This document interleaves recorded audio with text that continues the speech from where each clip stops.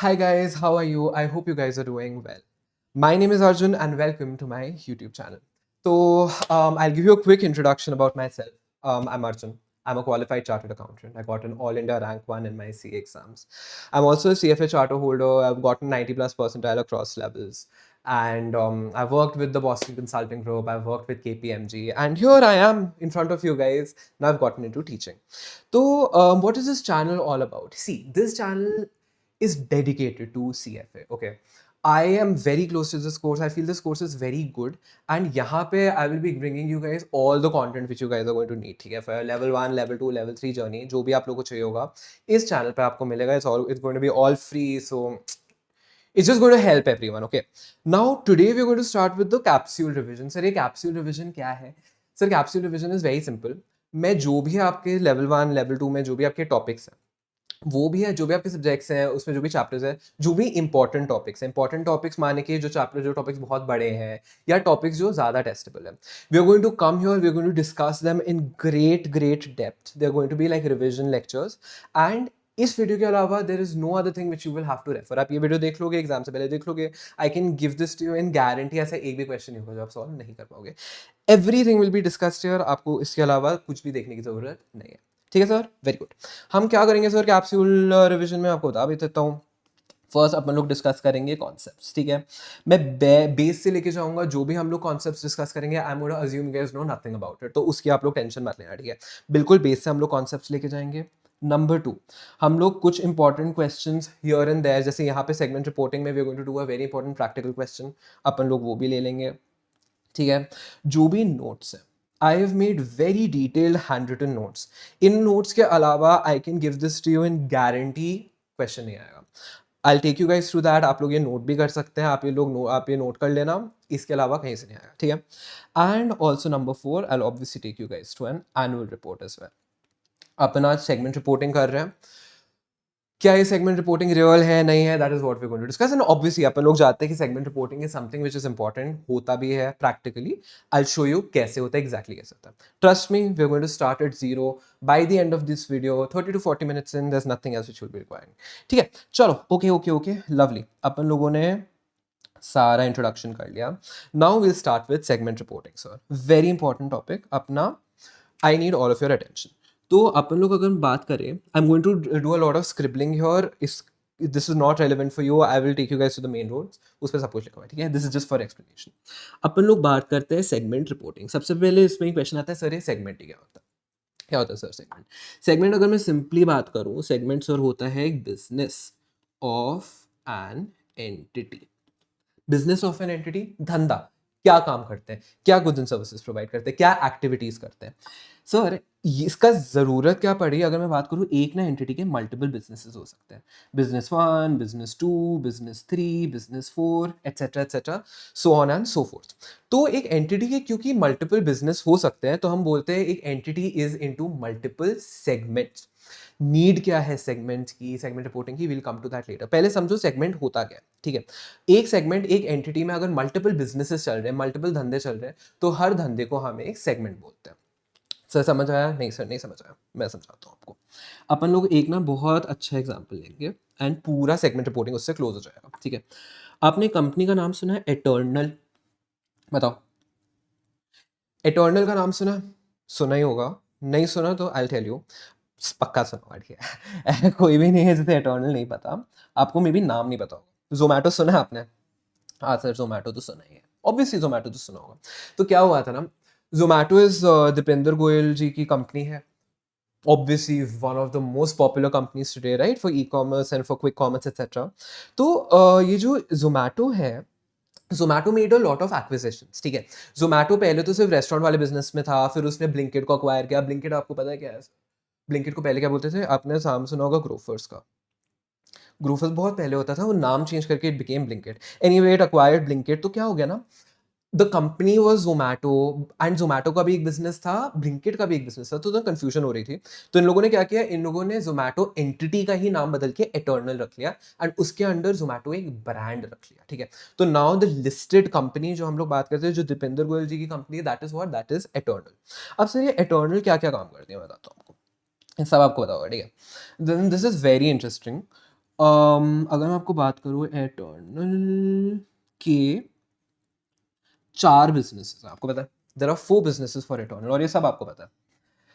जोमैटो, क्या हो गया, जोमैटो। सर जोमैटो क्या है? जोमैटो नहीं पता क्या होता है? जोमैटो मतलब जो आपका रेस्टोरेंट डिलीवरी है, आपको कहीं से खाना चाहिए, ठीक है, तो आप जोमेटो पे चले जाओ, वहाँ पे सारे रेस्टोरेंट पार्टनर्स हैं आपके, जोमेटो का बंदा जाएगा, आपको कहीं से भी ऑर्डर करना है वो पिकअप करके यहाँ ले आएगा, ठीक है। जोमेटो में अगर मैं बात करूँ तो there are all restaurants today, right? आपका डोमिनोज है, आपको डोमिनोज से पिज़्ज़ा खाना है, पिज़्ज़ा खा लो। आपको चीज़ केक फैक्ट्री से चीज़ केक खाना है, आप चीज़ केक खा लो, ठीक है। अगर आपको पोहा खाना है, आप ओ ऐसे पोहा मंगवा लो। All restaurant partners are there. That is their one of their core businesses. It used to be their core businesses. Now I would say one of their core businesses. So एक तो Zomato हो गया। दूसरा sir आपने सुना होगा Blinkit, correct. Blinkit सुना है सर आपने? Blinkit क्या है sir? Blinkit is their quick commerce business. Quick commerce क्या होता है सर? कॉमर्स माने लेना देना, क्विक मतलब जल्दी जल्दी लेना देना। 10 minute delivery, 7 minute delivery, Zepto का कंपेटिटर जो आपका है, स्विगी इंस्टामार्ट का जो कंपेटिटर है, जल्दी जल्दी। Basically this is your digital kirana shop, जो हम लोग वैसे जनरल स्टोर से जाके खरीदते थे, जो हम लोग किराना शॉप से खरीदते थे, now it is all available on Blinkit. इन लोगों के होते हैं ड्राई स्टोर्स। ड्राई स्टोर्स क्या होते हैं? किराना की दुकान ही होती है जिसमें कोई कस्टमर नहीं जा सकता, बंद होते हैं, स्टोरेज हाउसेस होते हैं। हम जब भी कोई भी ऑर्डर प्लेस करते हैं तो इनका डिलीवरी पार्टनर ड्राई स्टोर से जाता है, सामान उठा के हमें दे देता है, जल्दी जल्दी दे देता है, ठीक है। This is their business of quick commerce. इसमें आपको सब कुछ मिलता है। आपको स्नैक्स चाहिए, आपको स्नैक्स मिल जाएंगे। आपको टॉयलेटरीज चाहिए, टॉयलेटरीज मिल जाएंगी। सैनिटरी प्रोडक्ट्स मिल जाएंगे। Anything and everything that you can get from a kirana store you get at Blinkit. फिर आपने ये सुना नहीं होगा, but this is one of the biggest businesses Eternal का, हाइपर प्योर। सर आपने क्यों नहीं सुना? इतना बड़ा है तो क्यों नहीं सुना हमने? इसलिए क्योंकि बी टू बी है। B2B माने बिजनेस टू बिजनेस डीलिंग्स है, हमें एज कंज्यूमर्स नहीं पता। ये हाइपर प्योर का क्या करता है मैं बताऊँ? बड़ा सिंपल है, ठीक है। ये लो, यहाँ पे आपके फार्मर्स हैं, ठीक है, फार्मर्स की फसल निकली है, ठीक है, ठीक है, इनके यहाँ पे टमेटोज वगैरह निकले हैं, वट एवर, ठीक है, इनका जो भी है। And then we have your, that is your HoReCa industry. Sir ये होरेका क्या है? अगर आपने शार्क टैंक देखते हो तो आपने डेफिनेटली होरेका सुना होगा sir. होरेका stands for hotels, restaurants and caterers, जो भी जिनके रॉ मटेरियल्स किचन सप्लाईज होते हैं। तो ये जो है आपका, सपोज कॉर्न हो गया, वीट हो गया, टमेटोज हो गए, वेजिटेबल्स हो गए, फ्रूट्स हो गए, ये सब क्या है? These are raw material for the hotel industry, for the restaurant industry, the caterer, the HoReCa industry. इसको हम लोग किचन सप्लाईज बोलते हैं। तो ये इंटरनल का एक और बिजनेस है कि ये फार्मर्स और होरेका इंडस्ट्री को डायरेक्टली कनेक्ट करता है and they supply to the HoReCa industry. इसको, इनके बिजनेस को they call it as Hyperpure. क्या बोलते हैं sir? Hyperpure. Sir exam में आएगा? बिल्कुल भी नहीं आएगा, बट समझने के लिए इंपॉर्टेंट है, बहुत इंपॉर्टेंट है। Very good, this is hyper pure. And एक और इनका बिजनेस है जिसको सर हम लोग बोलते हैं डिस्ट्रिक्ट। पक्का सुना होगा सर आपने। This is the going out business. ये इनका सबसे लेटेस्ट ऑफरिंग है, जिसमें आप लोग को कॉन्सर्ट टिकट्स, अगर कल को दिलजीत दोसांझ के कॉन्सर्ट्स होते हैं, कोल्ड प्ले के कॉन्सर्ट्स होते हैं, एंड टेलर स्विफ्ट के कॉन्सर्ट्स होते हैं, all the tickets if you want to buy contract tickets, ये कॉन्ट्रैक्ट बोल रहा है, you want to buy concert tickets, आपको यहाँ पे मिलेंगे। मूवी टिकट्स, पीवीआर, आइनॉक्स, आपको यहाँ पे मिलेंगे। अगर आपको कहीं डाइन आउट करना है, आपको रेस्टोरेंट में जाके वहाँ पे टेबल बुक करनी है, आपको यहाँ पे मिलेंगे सर, ठीक है। तो ये डिस्ट्रिक्ट में हो गया। This is basically an experience. यहाँ पे वो एक्सपीरियंस सेल कर, ठीक है। Experiences मतलब, see tickets are not the product, now the product is the concert, those are just in a way, अगर आप बोल सकते हो tokens हैं, the tokens to attend an experience। तो सर मुझे एक चीज़ बताओ, क्या जोमेटो जो रेस्टोरेंट से डिलीवर करता है, ब्लिंकिट जो आपको टॉयलेटरीज डिलीवर करता है, हाइपर प्योर जो किचन सप्लाईज दूसरे बिजनेसेस को देता है, एंड डिस्ट्रिक्ट जिससे आप कॉन्सर्ट्स बुक करते हो, are they not totally different businesses? क्या उनका एक दूसरे से कोई भी रिलेशन है सर? नहीं। क्या इनमें कोई भी एक्टिविटीज आपकी सेम है? इनकी एक्टिविटीज सेम नहीं है। क्या इनके एसेट्स एंड लाइबिलिटीज जिससे बनेंगे, क्या वो डिफरेंट होंगे? ऑफ कोर्स डिफरेंट होंगे। क्या इनके रिजल्ट्स डिफरेंट होंगे? ऑब्वियसली इनके results as an profit and losses obviously इनके डिफरेंट होंगे। तो सर इनको बोलते हैं सेगमेंट्स ऑफ अ बिजनेस, या rather segments of an entity. क्योंकि सेगमेंट्स तो सर इन इटसेल्फ ही बिजनेसेस होते हैं, ठीक है। सेगमेंट्स तो इन इट सेल्फ ही आपके सर बिजनेसेस होता है, कंपोनेंट्स होता है। सर अगर हमें कोई भी सेगमेंट को आइडेंटिफाई करना है तो उसके लिए सर कुछ तो कंडीशंस होगी ना। हम ऐसे तो ये लोग कुछ भी स्टार्ट कर ले, हम उसे सेगमेंट्स नहीं बोलेंगे। बिल्कुल सर। तो अगर आपको ऑपरेटिंग सेगमेंट्स की बात करनी है, मैं बताता हूँ ऑपरेटिंग सेगमेंट्स को, ऑपरेटिंग सेगमेंट्स भी क्यों बोलते हैं ये भी बताऊंगा मैं। तो सर इसके 3 कंडीशंस होती हैं। सबसे पहले सर उनका रेवेन्यू एंड एक्सपेंसेस होने चाहिए। माने कि ये कोई खाली वो नहीं होना चाहिए। अगर मैं बात करूँ, से फॉर इंस्टेंस आपका एक कॉर्पोरेट ऑफिस है, आपका एडमिन ऑफिस है सर, उसमें वो तो कॉस्ट सेंटर है ना, उसमें कोई रेवेन्यू आ रहा है नहीं, उसमें सिर्फ कॉस्ट जा रहा है, सैलरीज वगैरह जा रही है, तो क्या वो सेगमेंट है? नहीं सर, वो सेगमेंट नहीं है। बट क्या जोमेटो में धंधा हो रहा है, पैसे आ रहे हैं, कमीशन आ रहा है? यस, कमीशन आ रहा है। क्या उसमें खर्चा हो रहा है? मार्केटिंग का बहुत खर्चा हो रहा है, डिलीवरी पार्टनर का खर्चा हो रहा है। ब्लिंकिट में भी क्या सेम है? ब्लिंकिट में भी सेम है। हाइपर प्योर में भी सेम है, हाइपर प्योर में भी सेम है। डिस्ट्रिक्ट में भी सेम है सर, डिस्ट्रिक्ट में भी सेम है। परफेक्ट। तो रेवेन्यू एक्सपेंसेस है, tick, very good, this is that. Number 2, जो ये आपके सेगमेंट्स है, they should be reviewed by the senior management. Simply अगर मैं बात करूं, इसका क्या मतलब हुआ?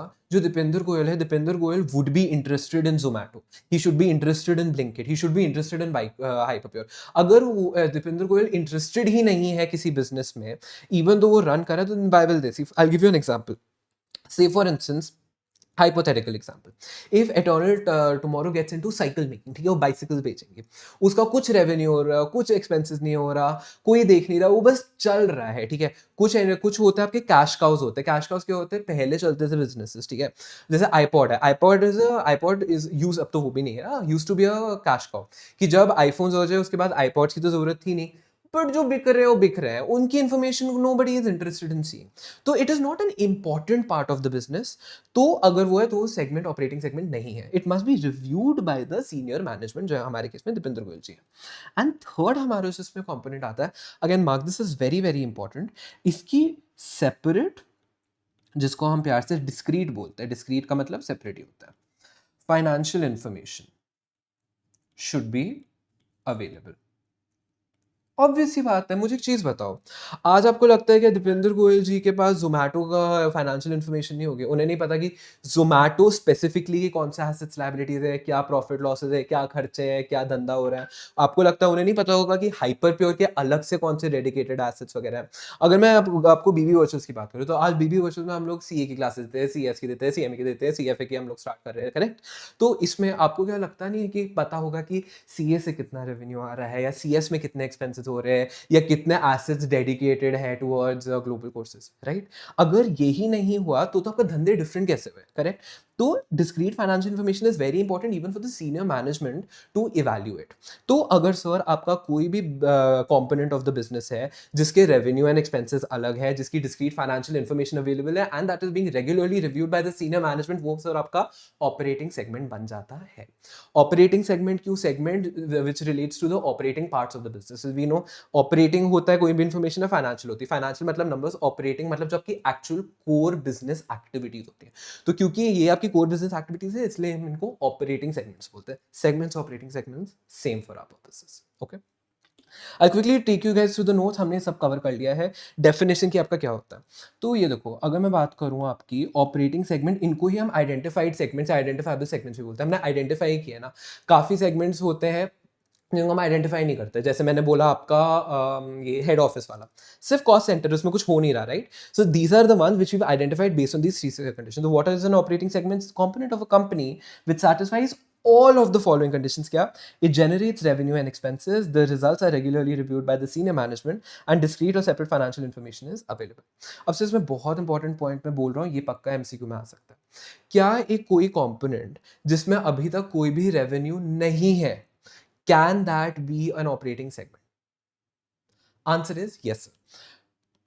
अगर किसी सेगमेंट में एक्टिविटीज चल रही हैं बट रेवेन्यू नहीं है, प्री रेवेन्यू है, स्टार्टअप फेज में अपना, say I am just going to take again an hypothetical example.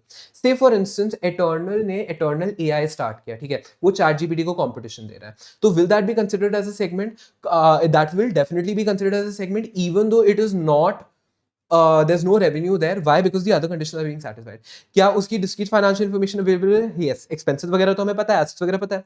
Is that something that Dipinder Goyal ji is very is looking into deeply, assuming that is the case here? So he's very interested in this, so he's spending a substantial period of time of his day on that. वहाँ पे देख रहे हैं अभी build up हो रहा है, अभी छोटा है but build up हो रहा है. तो उस केस में क्या ये आपका operating segment है? Yes sir. Pre-revenue startup is also an operating segment. We're looking at the activities. Always remember, substance over form. On ground हो क्या रहा है? On ground क्या वो आपका component बन रहा है? क्या वो आपका segment बन रहा है? Yes, तो segment है. अब इस चीज में देखो, सी क्या कोई भी एंटिटी जनरेट करी revenue expenses is pretty clear. क्या डिस्क्रीट फाइनेंशियल इन्फॉर्मेशन अवेलेबल है या नहीं है पता होगा. बट ये जो है ना condition, results are regularly reviewed by senior management. इसमें बहुत जजमेंट लग सकती है. कैसे जजमेंट लग सकती है? से फॉर इंस्टेंस मेरी कंपनी है, उसमें एक सेगमेंट है जिसकी मुझे इन्फॉर्मेशन अपने पब्लिक को नहीं बतानी है, तो मैं बोल दूंगा कि मैं उसे नहीं रेगुलरली रिव्यू करता हूँ, इवन दो मैं कर रहा हूँ. Who's to check, right? So this is why we say that significant management judgment is there in identifying the segments. चलो, अब हम आ जाते हैं दूसरे पार्ट पे. अगर मैं इसमें बात करूं कि सेगमेंट्स, अब अच्छा आपके दिमाग में before we move on to reportable segments, आपके दिमाग में पक्का आया होगा कि भाई क्यों ये बला की जरूरत क्या है? Why do we have to do this, right? It's very simple. चल मारो, अपन लोग अगर बात करें, let's take an example of Eternal. Whatever I say going forward सब हाइपोथेटिकल है. सपोज इसके दो ही सेगमेंट्स है, ठीक है? एक जोमैटो है, एक ब्लिंकिट है, ठीक है? एटर्नल का अगर मैं प्रॉफिट की बात करूं तो प्रॉफिट आपका 800 करोड़ आ रहा है. बट अगर मैं बात करूं जोमैटो का जो प्रॉफिट है वो आपका 1500 करोड़ आ रहा है, 1500 crores. अगर मैं बात करूं ऐसा क्यों हो रहा है? बिकॉज ब्लिंकिट में आपका सर लॉस आ रहा है 700 crores का, ठीक है? What ever is in brackets R losses, तो ये अब आर नेगेटिव फिगर्स. सो आपका 700 crores का लॉस आ रहा है. तो सर इससे हम, why is this information important for us as users? सबसे पहले आपको पता चलेगा स्ट्रैटेजी. आप गेस कर सकते हो, मतलब फोरकास्ट कर सकते हो कंपनी की स्ट्रैटेजी क्या होगी.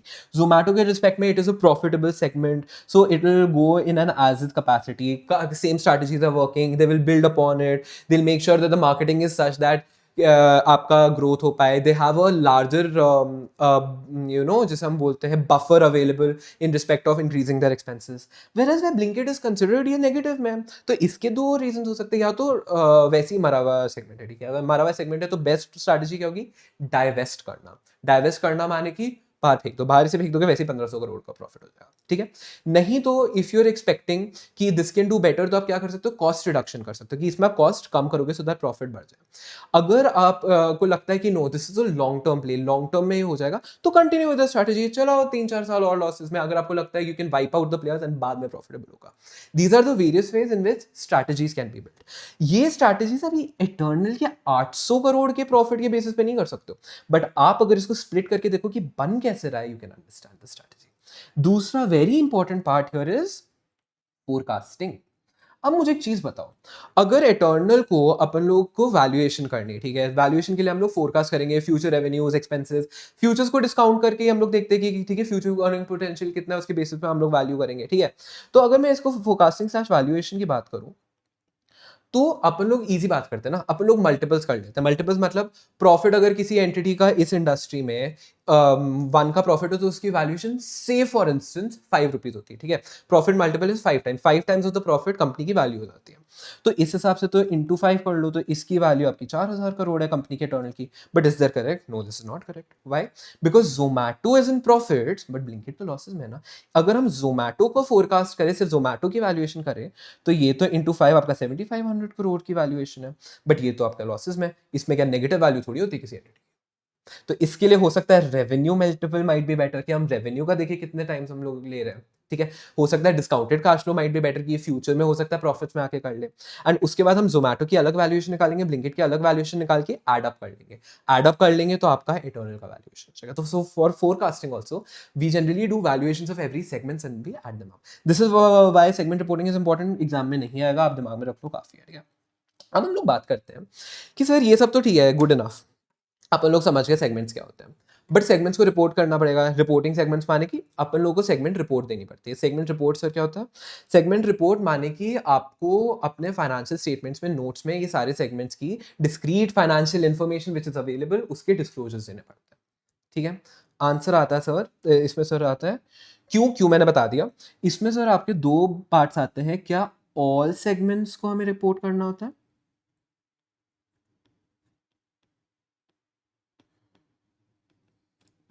एंड सेकंड आता है व्हाट डिस्क्लोजर्स, अपन को डिस्क्लोज क्या करना है। बहुत सिंपल सा है सर, बहुत सिंपल सा है। मेरा ये ध्यान से सुनना, मैं इजीली आपको बता दूंगा। आंसर इज नो, सारे सेगमेंट्स रिपोर्टेबल नहीं होते। Even though there operate all operating segments are not reportable segments. Why sir?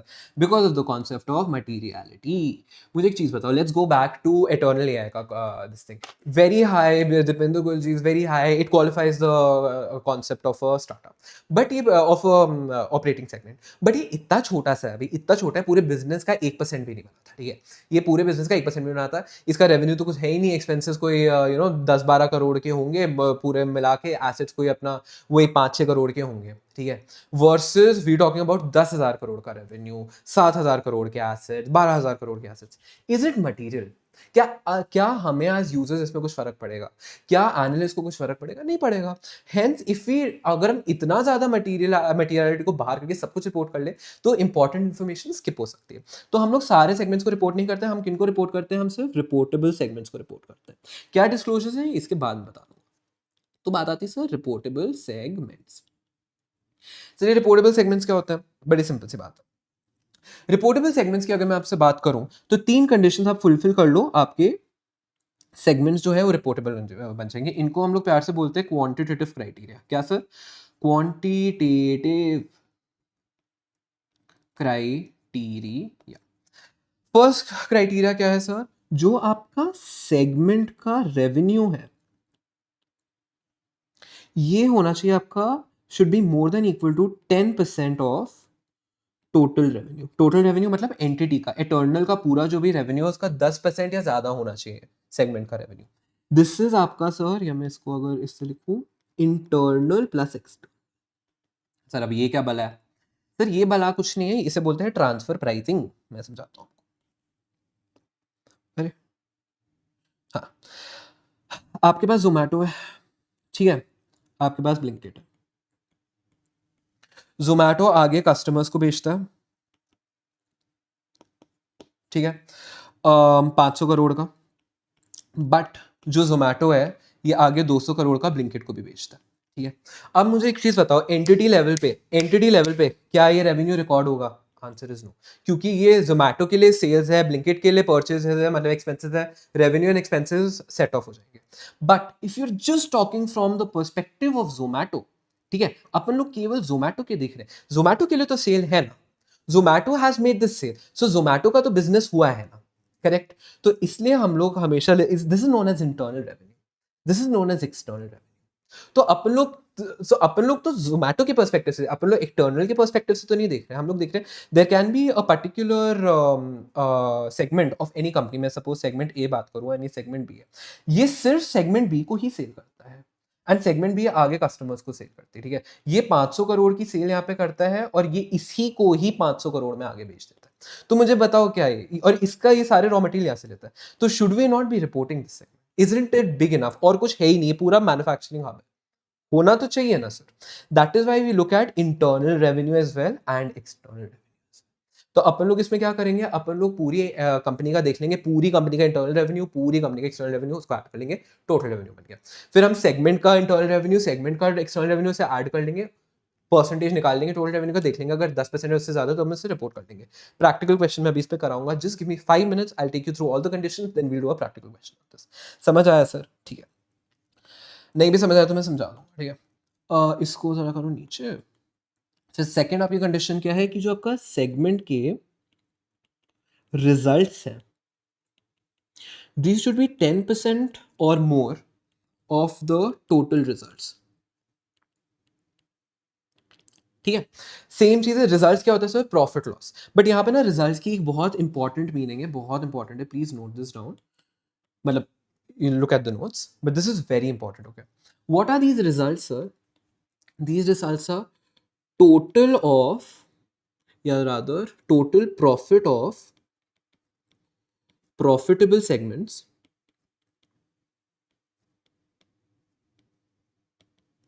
या total loss of loss making segments. ठीक है, whichever is higher, वो आपका टोटल रिजल्ट यहाँ पे बन जाएगा. उसका आप परसेंटेज देख लोगे कि सेगमेंट का लॉस क्या है, सेगमेंट का प्रॉफिट क्या है. ये हम क्यों करते हैं, ये मैं आपको एग्जांपल में भी समझाऊंगा, बट मैं आपको बता देता हूँ. एक सेगमेंट ए है, एक सेगमेंट बी है. ठीक है, ये जो सेगमेंट ए है, ये सेगमेंट ए आपका बनाता है 500 करोड़ का प्रॉफिट, और ये सेगमेंट बी जो है आपका, ये बनाता है आपका 800 करोड़ का लॉस. तो मुझे एक चीज़ बताओ, ये रिपोर्ट होना चाहिए या नहीं होना चाहिए? होना चाहिए.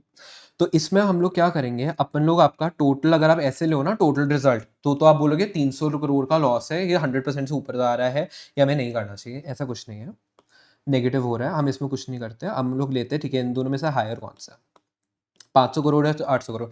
इसमें आप लोग, मैं लिख भी देता हूँ यहाँ पे, इग्नोर साइंस. साइंस से हमारा कोई लेना देना नहीं यहाँ पे. क्या हायर है सर? 800 करोड़ हायर है. वेरी गुड, ये हमारा बेस हो गया. ठीक है, अब हम लोग अपना ले लेंगे सेगमेंट में कितना है, 500 बाई 800 एंड 800 बाई 800. क्वेश्चन में कराऊंगा, इजीली आपको समझ आ जाएगा. सर थर्ड कंडीशन बहुत सिंपल है, सेगमेंट के एसेट्स देख लो. ये इसमें कुछ वो गूगली नहीं है. ठीक है, सेगमेंट के assets greater than equal to 10% of total assets. ये हो जाएगा आपका, कंप्लीट हो जाएगा. सर इसमें से तीनों कंडीशंस करनी है, एनी वन करनी है सर? एनी वन सेटिस्फाई आपके हो गए, आपको रिपोर्टेबल सेगमेंट्स आप बन जाओगे, आपको सेगमेंट रिपोर्टिंग करनी पड़ेगी सर. समझे कि नहीं समझे सर? समझे कि नहीं समझे? ये तीन आपकी बहुत बहुत बहुत बहुत बहुत ज़्यादा इंपॉर्टेंट कंडीशंस. एक क्वेश्चन करते हैं सर. ये देखो, एक कंपनी है, ठीक है, उसके 5 ऑपरेटिंग सेगमेंट्स है, ए बी सी डी ई. इस कंपनी का एक्सटर्नल, मतलब इस हर सेगमेंट की इन्फॉर्मेशन है. सेगमेंट की जो एक्सटर्नल रेवेन्यू है वो इतना है, इंटरनल रेवेन्यू आपका इतना है, प्रॉफिट लॉस इतना है, एसेट्स आपके इतना है. ठीक है, हमें बताने कौन से रिपोर्टिंग सेगमेंट्स जो है वो रिपोर्टेबल है. आई वुड सजेस्ट आप अपना यहाँ पे पॉज करो क्लास. ये जो मैं 3 कंडीशंस हैं उसके हिसाब से इसे सॉल्व करो, बहुत आराम से हो जाएगा. अभी मैं इसे स्टार्ट करता हूँ, एक सेकेंड मैं आपको बताता हूँ. ठीक है, करें स्टार्ट सर? चल रहा है. ठीक है, ओके, ठीक है जी, चलो स्टार्ट करते हैं. Solution very simple. अपन लोग अपनी टेबल बना देते हैं, ठीक है, क्यूट सी. ठीक है, इस पे मैंने लिख लिया A B C D E total. ठीक है, वेरी गुड. अपन लोग CFA में MCQs आते हैं, जो करेंगे रफ में करेंगे, इतना ज़्यादा फॉर्मेट पे कोई ध्यान नहीं देगा. ठीक है, अल्टीमेटली आंसर्स देने हैं अपन को. चलो फर्स्ट कंडीशन अपन लोग चेक करते हैं. ये मैं again I am doing this very formally, you can do this आराम से भी, मतलब जल्दी जल्दी कर लो. ठीक है, मतलब जल्दी जल्दी करना है. ठीक है, तो सबसे पहले हमारा आता है टोटल, या इसको ले लो रेवेन्यू. ठीक है, this is internal plus external. ठीक है, हम इनको, इन दोनों को ऐड करेंगे, तो ये हमारा कितना हो गया, ये हो गया हमारा 250. ठीक है, ये हमारा हो गया 400. ठीक है, ये हमारा हो गया 120. ठीक है, ये हमारा हो गया 80. ठीक है, ये हमारा हो गया 40. Very good. अब मैं अगर बात करूँ, टोटल कितना हुआ, 250 प्लस 400 प्लस 120 प्लस 80 प्लस 40, 890. ठीक है, अब ये जो 890 हमारा है, we said it has to be 10% और मोर ऑफ 890. इसका 10% की अगर मैं बात करूँ तो हमारा कितना था, 89. सर इनमें से कौन से 89 या 89 से ज़्यादा है? ये नहीं, ये नहीं. करेक्ट. तो हमारे फर्स्ट कंडीशन के बेसिस पे हमारा जो रिपोर्टेबल सेगमेंट्स हैं वो हमारे क्या हो गया, A B C. D and E क्या रिपोर्टेबल है? फर्स्ट सेगमेंट के बेसिस पे, फर्स्ट कंडीशन के बेसिस पे रिपोर्टेबल नहीं है सर. समझे कि नहीं समझे सर? बताओ. सिंपल, वेरी सिंपल, बहुत जल्दी हो जाएगा. ये बहुत सिंपल क्वेश्चन होते हैं, एंड एग्जाम में आते तो ये लग जाते, पता नहीं क्यों. चलो second condition, total results, very interesting. तो इसमें सबसे पहले हम प्रॉफिटेबल सेगमेंट्स को अलग कर लेते हैं. ठीक है, प्रॉफिट टोटल आपका कितना है एंड लॉस आपका टोटल कितना है, मुझे बताओ।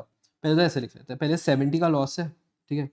इसमें आप प्लीज़ अपने साइंस को भूल जाओ, ठीक है। 70 का लॉस है, 50 का प्रॉफिट है, 30 10 20 30 10 20, ठीक है। इनको टोटल ले लो, टोटल प्रॉफिट आपका कितना आया है 60, टोटली कितना है 120, whichever is higher this is higher, तो हम 120 का ये लेंगे का 10% लेंगे विच इज 12। अब हम लोग बात करेंगे सर एब्सोल्यूट अमाउंट्स में, ये जो है जो भी 12 या 12 से ज़्यादा है वो रिपोर्टेबल है, तो बताओ क्या 70 is greater than 12? Yes sir it is. 50 greater than 12? Yes sir it is. 30 greater than 12? Yes sir it is. 10 greater than 12? No. 20 greater than 12? Yes. तो sir based on the second condition आपका एक ई भी जो है वो reportable हो जाता है, ठीक है। ई भी रिपोर्टेबल हो जाता है। इसमें सर याद रखना, एक बारी आपका एक सेगमेंट रिपोर्टेबल हो गया तो वो आपका हमेशा रिपोर्टेबल रहेगा, ठीक है। हमेशा as in even if other conditions fail. क्या हो रहा है, चलो ऐसे कर लेते हैं, अपन तो वैसे भी राफी कर रहे हैं। इवन इफ बाकी कंडीशन, सो से for instance just taking an example, अगर ए इसमें सपोज 10 होता, ठीक है, 70 के बजाय, तो उस केस में A would still be reportable because first condition meet हो रही, एनी वन वाली बात है, ठीक है। लास्ट तो बहुत सिंपल है, थर्ड कंडीशन देख लेते हैं। थर्ड कंडीशन एसिड्स ले लो, ये आपका कितना है 300 250 100 300 250 100 60 40 60 40, सो 100 200 450 750, ठीक है। इसका 10% ले लो, 75 हो जाता है। तो ये है, ये है, ये है, ये नहीं है, ये भी नहीं है। तो इस हिसाब से आपका एज पर एसेट्स आपके A B and C reportable होने चाहिए। सर यहाँ पे जो आपका सी है, देखो सेगमेंट ई है, सॉरी, ये यहाँ पे सेटिस्फाई नहीं कर रहा है, क्या ये आपका रिपोर्टेबल है? यस। क्यों? क्योंकि ये यहाँ पे टिक हो गया। तो इस हिसाब से आपके सर रिपोर्टेबल सेगमेंट्स क्या हुए? रिपोर्टेबल सेगमेंट्स आपके हो गए A B C E, D is not reportable.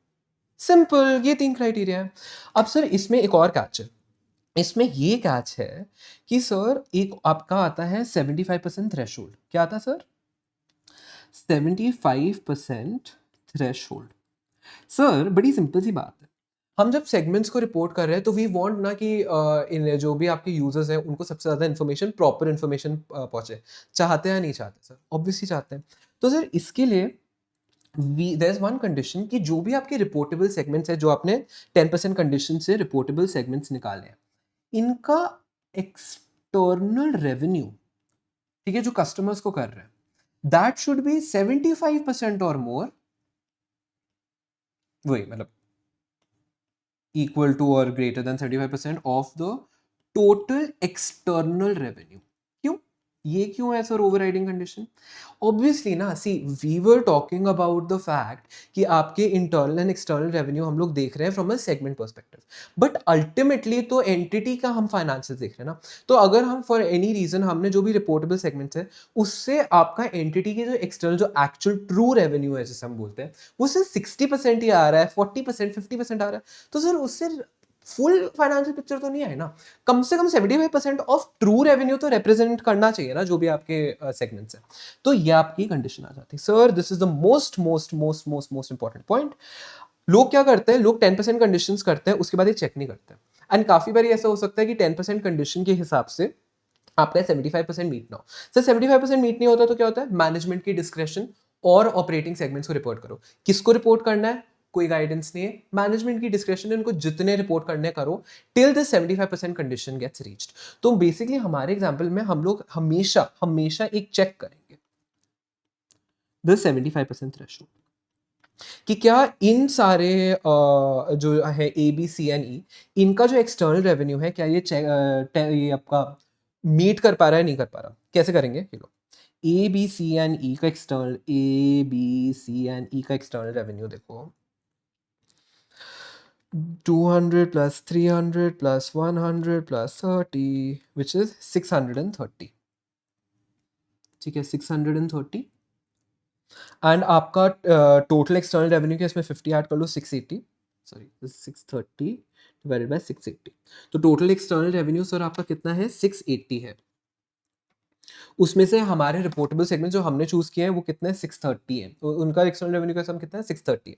तो सम बताओ इसका परसेंटेज कितना हुआ टोटल का, divided by 680, it is 93%। So it is okay, not an issue, everything good, well to go. हम डी को रिपोर्ट नहीं करेंगे।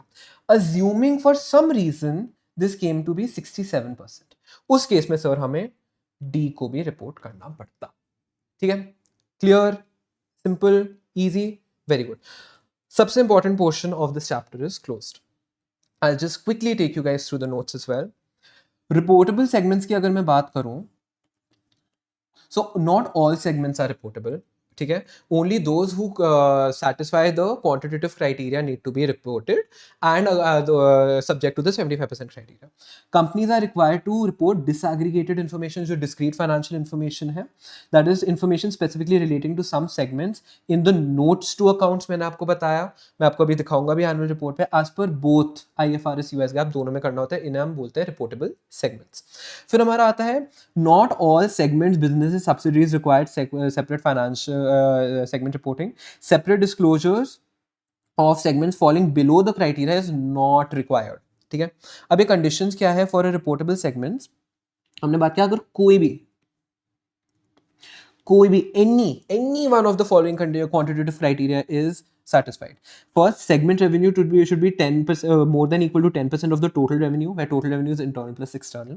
Segment assets should be 10% or more of total assets, and segment results, that is profit and loss, should be 10% or more of the total results. ये total results क्या होता है? Total कर लो profits of the profitable segments, total कर लो loss of the loss making segments, उनमें से जो भी higher है, इसमें हम सारे signs को अपने ignore करेंगे. Note, after applying the above criteria हम लोग अपना 75% threshold check करेंगे. That is to say, the external revenue of the reportable segment should be greater than equal to 75% of the total external revenue. If this is not the case, तो sir क्या करेंगे? Additional segments must be reported. कौन से sir? There's 100% management discretion here till the 75% threshold is reached. ठीक है, थोड़े से और छोटे छोटे पॉइंट्स से सेगमेंट्स के रिस्पेक्ट में आ जाते हैं स्मॉल सेगमेंट्स। स्मॉल सेगमेंट्स आपके क्या होते हैं सर? आपने जो भी रिपोर्टेबल सेगमेंट्स है, रिपोर्टेबल सेगमेंट से फॉर इंस्टेंस हमारा ये है यहाँ पे, ठीक है, 93% of the revenue gets reported. बाकी को हम क्या करेंगे? डी को हम लिखेंगे ही नहीं सर। सर डी एंड से for instance there are 5 other segments along with D, हम सर उसका एक बना देते हैं category, it is known as other segments. ठीक है, एंड वो अदर सेगमेंट्स को रिपोर्ट करते हैं। तो सर ये छोटू सा एक point on small segments. Small segments obviously the segments जो क्वांटिटेटिव क्राइटेरिया को फुलफिल नहीं करते, या तो उसको हम कंबाइन कर ले एज वन, जैसे मैंने आपको बताया। ठीक है, अगर आपका अदर है, जो अदर सेगमेंट्स में आता है, if substantial number of factors are the same, activities वगैरह मोस्टली सेम है। दूसरा आता है कि आप देख लो वो कितना उसका नेचर ऑफ एक्टिविटी कौन सा क्लोजेस्ट है to some big segment, reportable segment, उसके साथ क्लब कर लो। So combined with a similar reportable segment. तो अगर आपका छोटा कोई सेगमेंट होता है तो क्या करते हैं? या तो हम उनको क्लब कर लेते हैं एज अदर सेगमेंट्स प्रोवाइडेड उनके फैक्टर्स, उनके एक्टिविटीज आर सिमिलर, या फिर हम उनको क्लब कर लेते हैं विद सम रिपोर्टेबल सेगमेंट जिसके साथ उनकी एक्टिविटी सबसे ज्यादा अलाइन करती है। ठीक है, जो भी आपकी नॉन रिपोर्टेबल सेगमेंट्स है वही combined in all other segments वाली कैटेगरीज। अब आ जाता है सर आपका डिस्क्लोजर, सबसे बड़ी बात।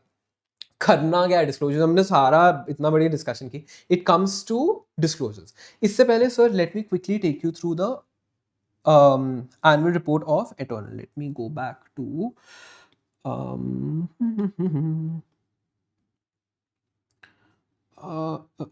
इसका let me,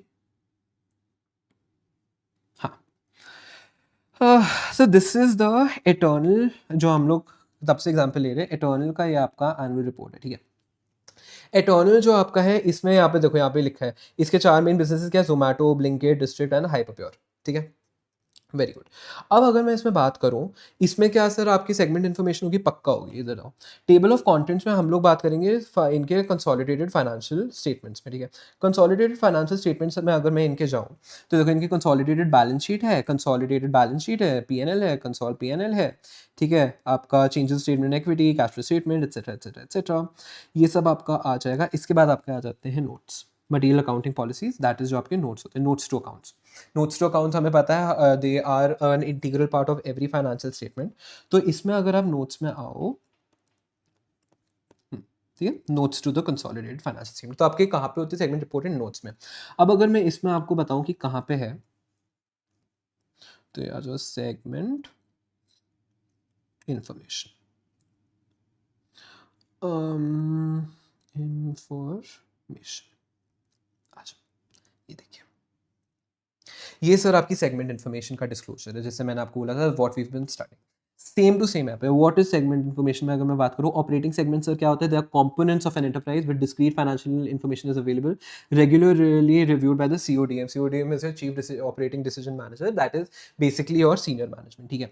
segments of the group जो हमने बात की कि आपका इंडिया का food order and delivery, that is Zomato, hyper pure business B2B, quick commerce Blinkit, going out district, and ये ऑल अदर सेगमेंट्स जो रेजिडुअल हमने बात किया था, ठीक। इसके बाद हम लोग बताएंगे कि क्या है इसमें, एक्टिविटीज क्या होती है आपकी सारी की सारी सेगमेंट्स में। इसमें हमने देखा the group has combined and disclose a balancing number of other segments which are not reportable, ठीक है, वेरी गुड।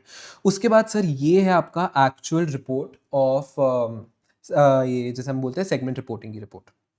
इसमें देखो आपका रेवेन्यू है, आपका ये external customers, internal revenue, inter segment जैसे हम बोलते हैं, सी इसको हम ऐड करके अपना देखते हैं। सेगमेंट के रिजल्ट्स क्या है कि आपके प्रॉफिट लॉसेस क्या है, ठीक है, आपके सेगमेंट रिजल्ट्स यहाँ पे क्या है। यहाँ पे आपका एक आ जाता है आपको रिपोर्ट दिस अमाउंट ऑल्सो कि आपका 10% one customer constituting more than 10% of the revenue है या नहीं है, तो उन्होंने बोला है कि यहाँ पे है, this is something which we will read. But if you are seeing all the information is given for every single segment. This is how segment reporting works. Now, this revenue can be used for forecasting. These expenses, these profits can be used for reporting. ठीक है। अब अगर मैं इसमें बात आऊँ कि हमें अपना डिस्क्लोजर्स की बात करना है, अगर ये डिस्क्लोजर में ना सब लोग पागल हो जाते हैं कि कैसे इतने डिस्क्लोजर्स लर्न करें, ठीक है। एग्जाम में आने के चांसेस कम हैं, but disclosures you must be knowing. इस डिस्क्लोजर्स को लर्न करने के लिए जो सिंपल हैक मैंने सोचा है, आप ये सारे पॉइंट्स मत लर्न करो, आप सिंपली ये हेडिंग्स लर्न कर लो, आपके सारे डिस्क्लोजर्स खुद ही हो जाएंगे। तो सबसे पहले इधर देखो, स्क्रीन पर मत देखो, मुझे देखो, ठीक है। सबसे पहले हम लोग बात करेंगे सेगमेंट के रिलेटेड टू एक्सप्लेन इन्फॉर्मेशन जो हमने रिपोर्ट में भी देखा। मुझे एक चीज़ बताओ, हमने सेगमेंट की बात की तो हम बताएंगे तो सेगमेंट में हो क्या रहा है। अगर वहाँ पे इटर्नल लिख लिया B2B, किसी को पता है ये हाइपर प्योर में क्या हो रहा है, नहीं पता ना। तो फर्स्ट हमारा हो गया we identify the segment, that is क्या फैक्टर्स, क्या काम क्या होता है, how have we identified the segments and how have we identified is the business activity and क्या types of products and services हम लोग दे रहे हैं। तो सेगमेंट आइडेंटिफिकेशन में आ गया क्या फैक्टर्स हमने यूज किए टू आइडेंटिफाई एंड क्या प्रोडक्ट्स एंड सर्विसेज हम लोग ऑफर कर रहे हैं, ये दो डिस्क्लोजर्स। इसके बाद आ जाओ जो 3 क्वांटिटेटिव क्राइटेरिया की हमने बात की, ठीक है, ये 3 क्वांटिटेटिव क्राइटेरिया आ गए, मैं इसको डिफरेंट कलर से, ठीक है। एक तो आपके फैक्टर्स आ गए, एक आपके types of products and service. अब क्वांटिटेटिव क्राइटेरिया में क्या हो गया, देखो रेवेन्यू स्प्लिट हमें बताना है, इंटरनल एंड एक्सटर्नल हमने देख लिया, प्रॉफिट एंड लॉस हमें दिखाना है, एसेट्स एंड लायबिलिटीज दिखानी है, होता है उस रिपोर्ट में नहीं थी but we have to give assets and liabilities and इन सबकी रिकंसिलिएशन देनी है with the consolidated figures, that is total वाला जो कॉलम हमारा होता है ना, वो हमें देना है। तो ये हो गया, बड़ा सिंपल है। 3 क्वांटिटेटिव क्राइटेरिया पे बेस पे क्या हो गया, रेवेन्यू बता दो, internal plus external, profit loss बता दो, एसेट्स बता दो, रिको विद द कंसोल फिगर बता दो, वेरी इजी। फिर हमारा आता है sir assets related, that is balance sheet disclosures, and हमारे आ जाते हैं income statement disclosures, P&L related. Assets में हमें क्या बताना होगा, कुछ नहीं, हमारा एक्विजिशन कॉस्ट क्या होता है। एक्विजिशन कॉस्ट मतलब हमने कितना का अपना एसेट्स कितना खरीदा, पीपी एंड इंटेंजिबल, पीपी मतलब टैंजिबल एसेट्स, इंटेंजिबल एसेट्स पे कितना खर्चा किया। Obviously important for us to understand profitability कितना है ऑन द एसेट्स डिप्लॉयड। तो हमने बोला हमारे पास डिस्क्रीट फाइनेंशियल इन्फॉर्मेशन होगी तो हम बताएंगे कितने एसेट्स हैं, उनकी एक्विजिशन क्या कॉस्ट क्या है। सर जहां पे भी एक्विजिशन कॉस्ट आती है हमें बताना पड़ेगा क्यूमुलेटेड डेप्रिसिएशन और अमोर्टाइजेशन क्या है, तो देखो डेप्रिसिएशन और अमोर्टाइजेशन, ठीक है। ये दो बैलेंस शीट के रिस्पेक्ट में एडिशनल डिस्क्लोजर्स करने हैं, मतलब balance sheet related additional disclosures करने हैं। P&L related additional disclosures very simple, हमारा रेवेन्यू तक तो है आगे, रेवेन्यू के बाद हमारे जो मेन ईबिट के फिगर्स होते हैं, एक interest income and expenses and एक टैक्स एक्सपेंस, ये तो दो करना ही करना है, ठीक है, बिकॉज ये तो वैसे भी हमारे बाद में आता है। तो ये देखो interest income and expenses and tax expenses. हम और क्या इसमें डिस्क्लोज करेंगे, हमारे other non cash expenses. Sir non cash expenses बताओ क्यों करते हैं, हमारा मेन रीजन क्या है सेगमेंट रिपोर्ट करने का, फोरकास्टिंग के लिए हम लोग कैश फ्लोज निकालते हैं, कैश फ्लोज के लिए हम लोग नॉन कैश एक्सपेंसेस को ऐड करते हैं। अदर नॉन कैश क्यों लिखा हुआ है, because depreciation amortization is already a non cash expense, so other non cash expenses पे गए, वेरी गुड। फिर ये आप लर्न कर लो share of net profit based on equity method, अगर आपकी कोई भी एसोसिएट है तो उसका share of profit and loss को भी हम डालते हैं, तो कौन सा किस सेगमेंट में एट्रीब्यूटेबल है, लर्न कर लो, एग्जाम में कभी नहीं आने वाला। This is a very, very, very important point, and this is what we read in the Eternal Annual Report. This is why I wanted to take you guys through that. अगर आपका कोई भी revenue from any single customer, ठीक है, किसी भी segment का revenue from a single customer is 10% और more of the total revenue, तो हम बोलते हैं कि वो ना कॉन्सेंट्रेटेड, आपका कस्टमर बेस कॉन्सेंट्रेटेड है, कल को कस्टमर चला जाएगा तो आपको 10% का रेवेन्यू चला जाएगा। So we just have to state कि ये है। क्या हमें नेम बताना है? Information about major customers. For the year ended 31st March 2025, the group has one customer constituting more than 10% of the total. इतना no single customer represents any of the for the last year. हमने क्या इसमें नाम बताया? नाम नहीं बताया, हम नाम बताने की कोई जरूरत नहीं है. The name is not required to be state without revealing the. हो गया डिस्क्लोजर्स, चलो क्विकली डिस्क्लोजर करते हैं, क्लोज। चलो चलो, हमें 4 चीज़ें लर्न करनी। सेगमेंट रिलेटेड इन्फॉर्मेशन हमें करना है अपना balance sheet disclosures, PNL disclosures and 3 quantitative criteria. Segment information में हम लोग बताते हैं नेचर क्या है, फैक्टर्स क्या है, जिस बेसिस पे हमने आइडेंटिफाई किया प्रोडक्ट्स एंड सर्विसेज क्या है, कंप्लीट। फिर हमारा आ जाता है क्वांटिटेटिव क्राइटेरिया, टोटल रेवेन्यू का स्प्लिट बता दो, इंटरनल एक्सटर्नल, अपना प्रॉफिट एंड लॉस बता दो, एसेट्स बता दो and reco with the consol figure बता दो। Very good. फिर हमारा आ जाता है balance sheet related, acquisition cost of PPE and intangible assets, and आपका आ जाता है उसके बाद उनके रिस्पेक्ट में डेप्रिसिएशन, अमोर्टाइजेशन। इनकम स्टेटमेंट के रिस्पेक्ट में very simple, income, interest expense and वो इनकम एंड एक्सपेंस बता दो, टैक्स एक्सपेंस आप बता दो, फिर जो आपके अदर नॉन कैश एक्सपेंसेस है for the sake of valuation जो हमें ऐड बैक करना होता है वो बता दो। उसके बाद हमने बात किया जो भी share of net profits of any associate वो ऐड कर लो, एंड अगर आपको कोई भी मेजर कस्टमर कॉन्सेंट्रेशन है, दैट इज अगर कोई भी revenue from any customer is 10% और more of your total customer base, तो ऑफ योर टोटल रेवेन्यू, तो वो सर आप बता दो। With this we close our entire discussion on segment reporting. इसके आगे से बाहर से आपको कुछ भी नहीं आएगा। क्वेश्चन भी कर लिया है, नोट्स भी आप लोग देख के पॉज करके नोट कर लीजिएगा, एक्सप्लेनेशन भी हो गया, एंड मैंने आपको ये एनुअल रिपोर्ट भी एटर्नल की बता दी है।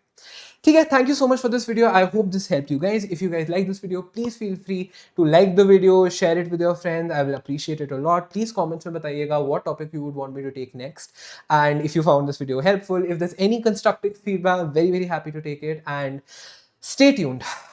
Trust me when I say this, this is not the last of what you're seeing. We will be coming out with something very formal, very soon. And trust me, it has been my dream for a long time, and I'm sure that you guys are going to like it. So stay tuned, and all the very best for your exams. And yeah, we'll be back with another capsule revision very soon. Thank you so much. Have a great day. Goodbye.